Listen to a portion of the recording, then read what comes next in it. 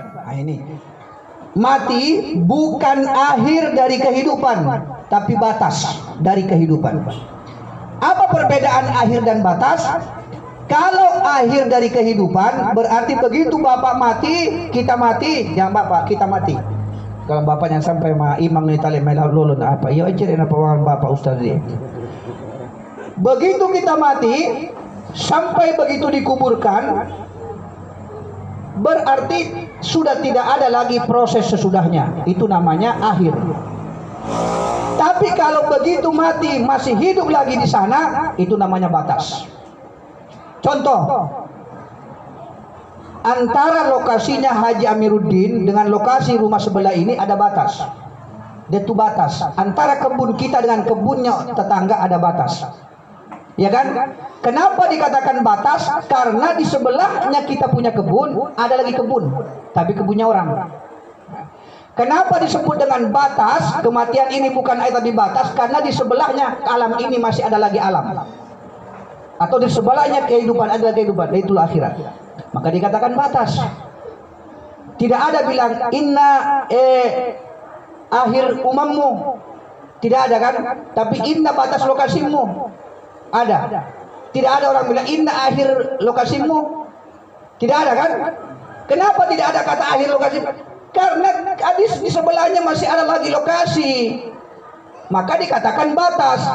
Maka hidup kematian ini adalah batas dari kehidupan, bukan akhir dari kehidupan. Kenapa? Karena sesudah kematian masih ada lagi kehidupan, Pak. Itulah kehidupan akhirat namanya. Lahir bomo deh, lahir bomo. Bapak Ibu hadirin yang dirahmati Allah Subhanahu wa taala. Nah, oleh karena itu, karena dia adalah batas, maka jangan bersedih. Jadi waktu meninggal almarhum ini, karena sahabat saya ini Pak Haji Amiruddin, saya bersahabat dengan beliau itu saat beliau di Sumakuyu tahun 90-an itu, saya sudah kenal sampai terakhir beliau tugasnya di SD Taraweki. Di SD Taraweki itu. Jadi tahun 2015 sama-sama berangkat ke Tanah Suci dengan istri saya. Nah, sehingga yang demikian saya tahu persis beliau ini. Beliau almarhum ini saya tahu persis profil kehidupannya. Kemudian alhamdulillah ya anak-anaknya semua jadi anak baik. Tapi saat saya dihubungi beliau meninggal ini, saya di Mamuju pada waktu itu. Saya bilang insya Allah nanti saya singgah dari Mamuju. Nah, pas sampai di sini sudah jam 3 jam 4 kira-kira. Bu Haji, berin almarhum ini tertidur. Sudah bengkak-bengkak mata. Kenapa itu? Karena tak tahan menahan pedihnya yang namanya musibah itu bapak-bapak. Bapak sere yaure mamayer bapak melihat sama saya nama macam sama pauri malasim mapau, karena saya tidak kena kematian, istri saya masih hidup, masih, kalau sudah saya kena juga belum tentu saya tidak cengeng bapak-bapak. Padahal dia ustaz dia tetangganya meninggal, langsung datang ke sebelah nawa sak baru anu pun apa tatu Allah Ta'ala ingganana anu kenyawa pasti mati. Anda pejo pura membengan nasihat begitu, lalu datanglah utusan dari rumahnya sebelah nawana liwang itu disapo apa mepelei amma nama anak now lumbang dia orang dari gina ustaz mawa nawa sabaro apa maknanya ini?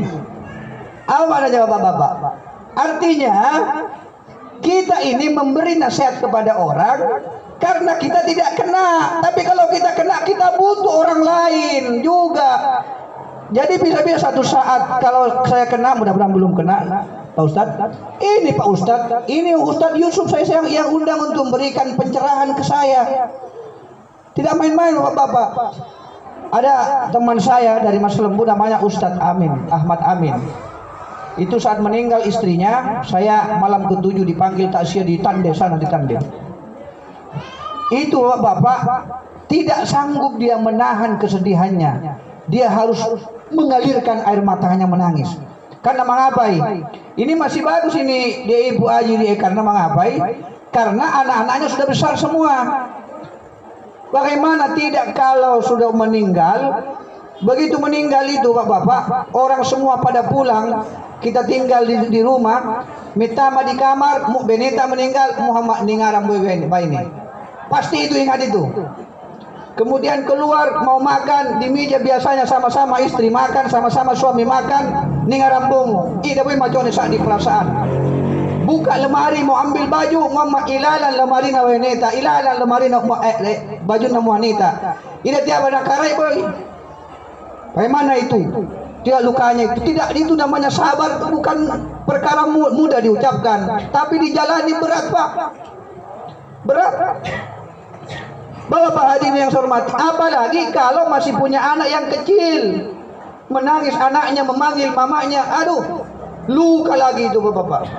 Dalam waktu 1 bulan, 2 bulan, 3 bulan, maka belum tentu bisa pulih. Tapi kenyataan itu harus kita hadapi, harus kita lawan, karena memang anugerah patatu Allah Ta'ala. Surga diberikan oleh Allah bukan bagi orang yang cengeng, tapi orang yang kuat. Jadi orang kuat, orang sabar itu bukan tidak luka hatinya. Doni sabar itu artinya mampu.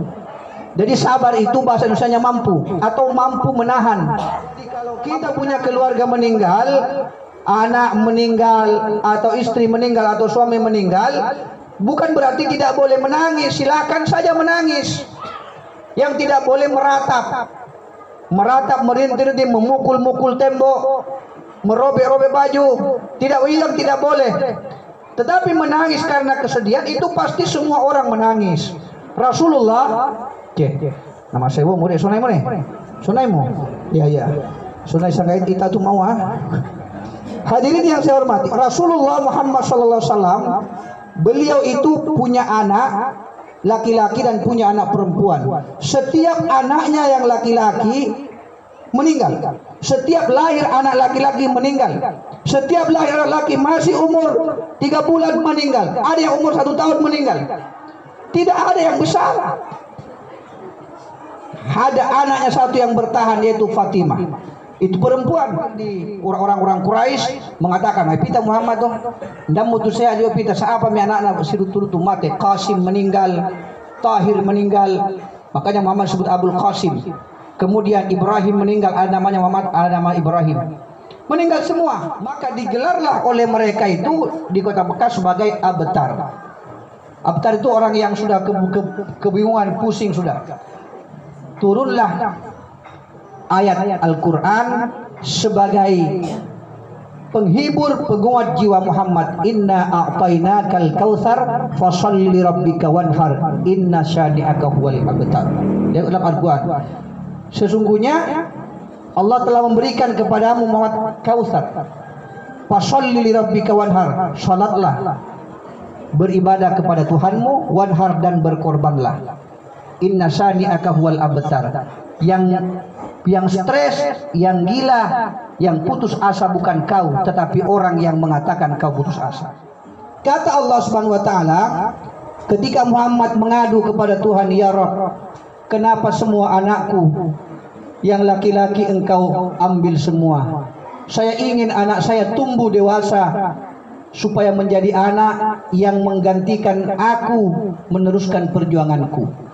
Lalu Allah katakan, "Muhammad, engkau tidak tahu kenapa anak-anakmu yang laki-laki saya ambil semua. Bukankah engkau lasta khatamun nabiyyin?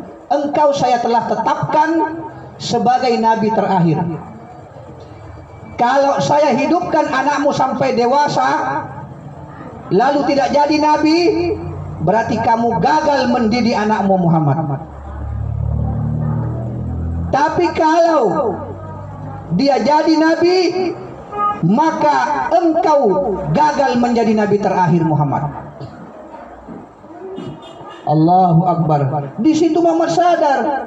Jadi muka yang anak Rasulullah sama seperti misalnya besar, usia 20 tahun lalu tidak jadi nabi, pasti bapaknya nabi, anaknya enggak nabi. Ibrahim nabi, anaknya Ismail nabi. Yakub nabi, anaknya Yusuf nabi. Sekarang kalau engkau Muhammad, anakmu jadi besar lalu tidak jadi nabi, kamu tentu gagal mendidik anakmu untuk menjadi seorang nabi. Kalah dengan Ibrahim, kalah dengan Yakub, kalah dengan Nabi Sulaiman, kalah dengan nabi-nabi yang lain. Sedangkan kamu nabi yang paling hebat di sisiku. Tapi kalau dia jadi nabi, berarti kamu gagal, batal kamu menjadi nabi terakhir. Jadi dilema loh. Itulah sebabnya kenapa aku cabut anak-anak laki-lakimu dalam keadaan kecil, Muhammad. Disitulah Muhammad baru sadar. Artinya yang ingin saya sampaikan adalah setiap peristiwa kematian ada hikmahnya. Setiap kematian ini ada hikmahnya.